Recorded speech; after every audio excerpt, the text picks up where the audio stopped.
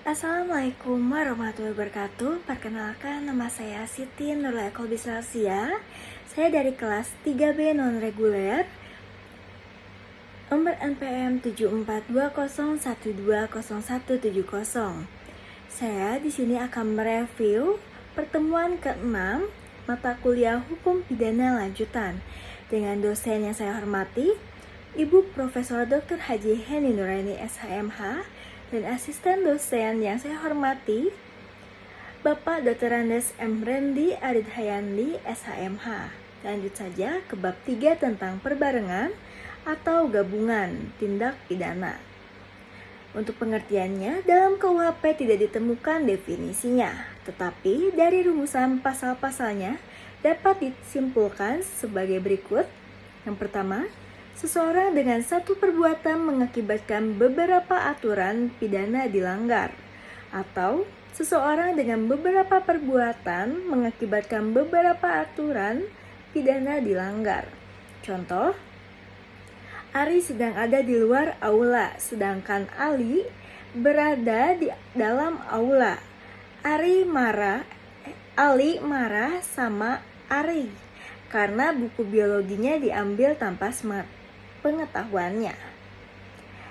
Dan Ali pun berniat melempar Ari yang sedang ada di luar.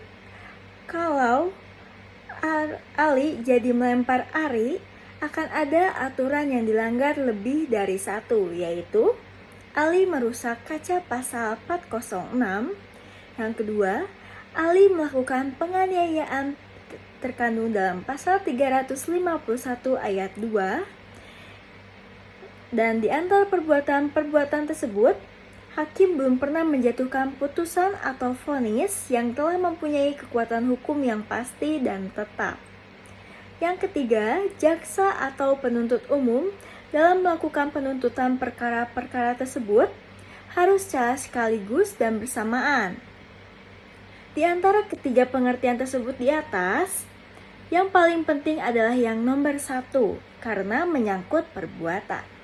Selanjutnya, pengaturan perbarengan atau gabungan tindak pidana diatur dalam buku 1 KUHP bab 4 pasal 63 sampai 71, yaitu yang berisi yang pertama, perbarengan peraturan atau konkursus idealis diatur dalam pasal 63 KUHP.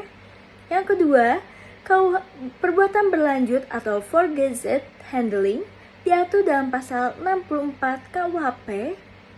Yang ketiga, perbarengan perbuatan atau konkursus realis diatur dalam pasal 65 sampai dengan 71 KUHP. Konkursus idealis dan konkursus realis adalah bentuk konkursus murni, sedangkan perbuatan berlanjut atau forgated handling adalah bentuk konkursus tidak murni. Selanjutnya, sistem pemidanaan.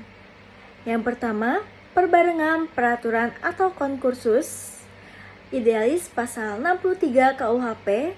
Menurut pasal 63 KUHP ayat 1, digunakan sistem aborsi, yaitu hanya dikenakan atau dijatuhkan pidana pokok terberat. Sistem pemidanaan seperti ini dinamakan aborsi murni atau hisapan murni, yaitu pidana yang terberat menghisap pidana yang ringan.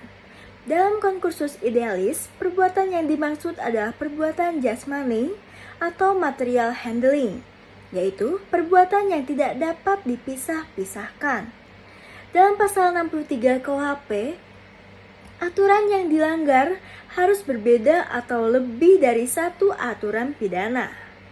Tetapi dalam praktek sering terjadi beberapa perbuatan yang hanya melanggar satu aturan pidana. Terhadap hal ini dipakai pendapat doktrin, yaitu konkursus idealis homogeneus. Yang kedua, perbuatan berlanjut atau forgated handling. Menurut pasal 64 ayat 1 berlaku sistem aborsi, yaitu hanya dikenakan satu aturan pidana saja. Dan jika berbeda-beda dikenakan ketentuan yang memuat ancaman hukuman pidana pokok yang terberat. Pasal 64 ayat 2 merupakan aturan khusus dalam pemalsuan dan perusakan mata uang. Pasal 64 ayat 3 merupakan ketentuan khusus dalam hal kejahatan-kejahatan ringan yang merupakan perbuatan berlanjut. Menurut MVT, syarat perbuatan berlanjut adalah yang pertama ada niat yang merupakan perbuatan yang terlarang. Kedua, di antara perbuatan-perbuatan tersebut dilakukan tidak terlalu lama. Yang ketiga, tindak pidana yang dilakukan haruslah sejenis. Contoh kasus dalam perbuatan berlanjut atau forge's handling. A. Seseorang pembantu yang mencuri uang milik majikannya yang tersimpan di lemari berupa lembaran Rp10.000 yang berjumlah Rp1.000.000 atau segepok. Uang tersebut tidak diambil pembantu secara sekaligus, melainkan setiap hari hanya 2 lembar saja, dan hari selanjutnya 3 hari, dan hari selanjutnya lagi mencuri 4 lembar. Dan akhirnya, keempat kalinya ia mencuri, keburu ketahuan oleh sang majikan. Untuk kasus ini hanya dikenakan satu pasal saja terhadap pembantu tersebut, yaitu pasal 362 KUHP. Sekian review pertemuan saya yang ke-6. Mohon maaf apabila masih banyak kekurangan karena saya masih belajar. Terima kasih. Wassalamualaikum warahmatullahi wabarakatuh.